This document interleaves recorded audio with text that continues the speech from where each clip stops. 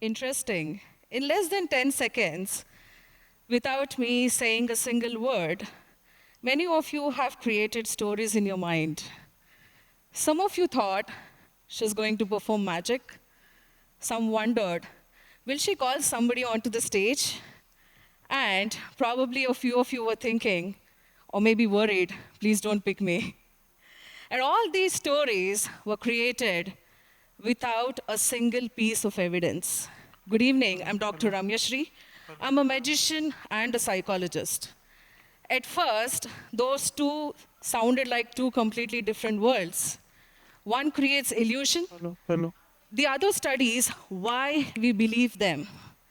But after spending years in both the worlds, I discovered something fascinating.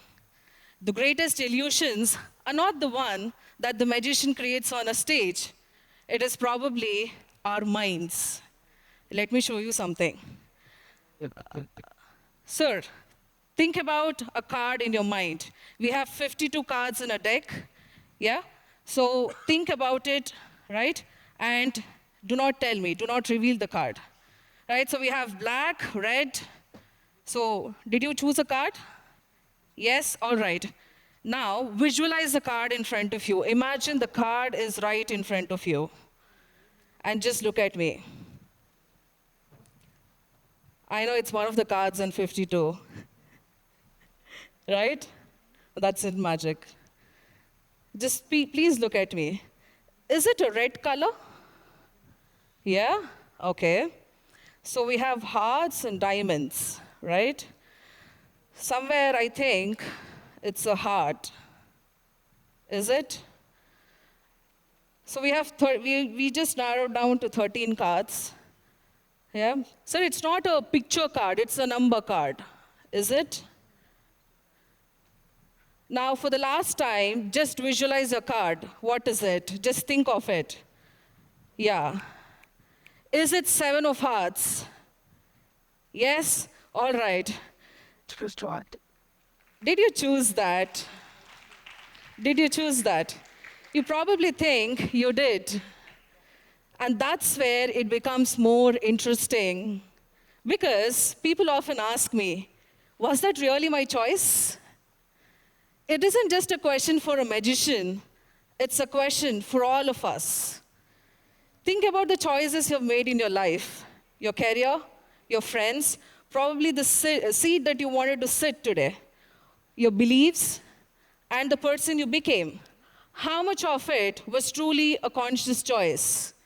And how much of it was quietly influenced by your thoughts, by your memories, by your upbringing, by the background you have come from, by the fears, or maybe because of the people around you.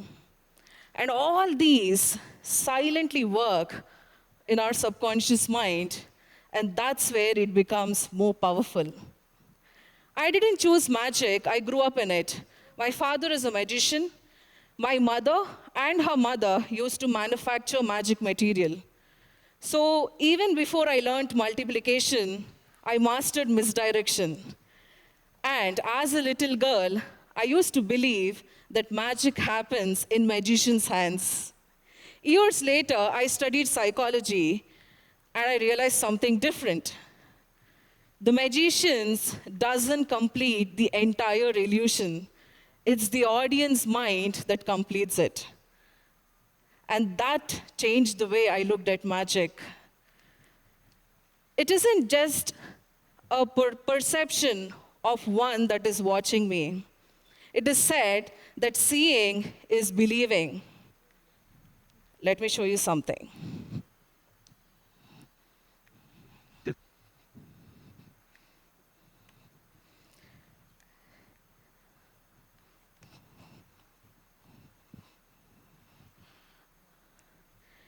You were watching, you were looking, but you still missed it.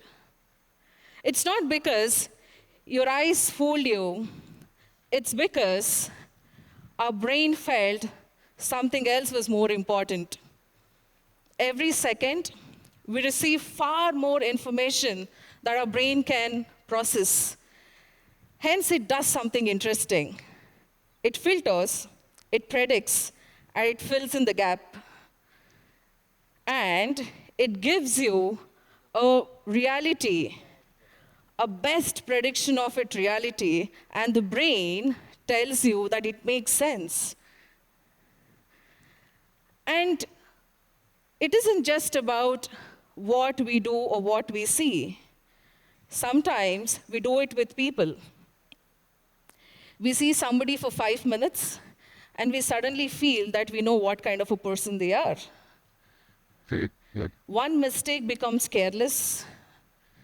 One success becomes brilliant. One disagreement becomes difficult. And one setback becomes failure. We take a moment and we reduce people to labels. But people aren't labels. People are stories, the stories we haven't finished reading. And sometimes we don't do just this with people, we also do with objects. Something you see, you may not like it, or you may perceive it that, okay, if I go there, I might have a fear. If I'm here, I'm feeling safe. Think about the choices you've made till now. And think about a moment where you thought you were absolutely certain about something and later discovered that you were completely wrong. Magic has taught me that eyes can be fooled. Psychology has taught me that mind can be fooled. But life has taught me that certainty can fool our hearts. Certainty isn't a proof, it's a feeling. How many of you have made this decision that I'm going to pursue this, but your family has something else in their minds? And you know what? The most dangerous thing about certainty is once we feel certain, we stop looking, we stop asking questions, and we become less curious. That's where life becomes binary. Good or bad, right or wrong, us or them, success or failure. But reality doesn't behave that way. A successful person can still be afraid. Someone who made a mistake yesterday may surprise you tomorrow. Someone whom you met 5 minutes ago and judged may have a lifetime of experiences you know nothing about. And someone you felt you know completely, you understood completely, may still surprise you every single day. So perhaps going beyond binary isn't choosing the other side. Perhaps it is the courage to say that I may not know yet, to question our assumptions, to judge a little less, to be a little more curious. Because there is a lot if we have a broader framework. When I walked onto this stage a few minutes ago, many of you have created a story in your mind about what was going to happen. Some of you were right, some of you were wrong. But your brain didn't wait for reality. It just simply filled in the blanks. Maybe we do this every day. We fill in the blanks about people, about objects, about situations, and about ourselves. But we aren't labels, that's what we just discussed. Right? Then what are we supposed to do? The next time when we go into a situation or when we are around people, pause and take a moment. Think about it. Can I conclude about that person or a situation right away, or do I take a moment?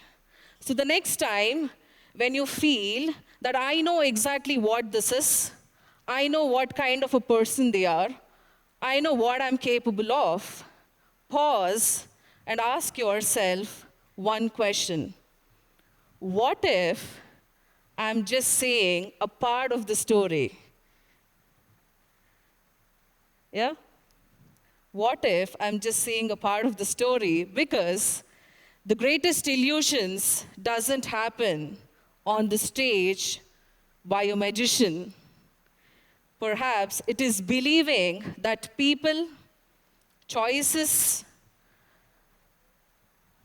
life, stories, situations, or maybe ourselves can ever be reduced only to two choices. And sometimes, as I said, seeing is believing. But what if seeing is not believing? Sometimes seeing is just a beginning of understanding. Thank you.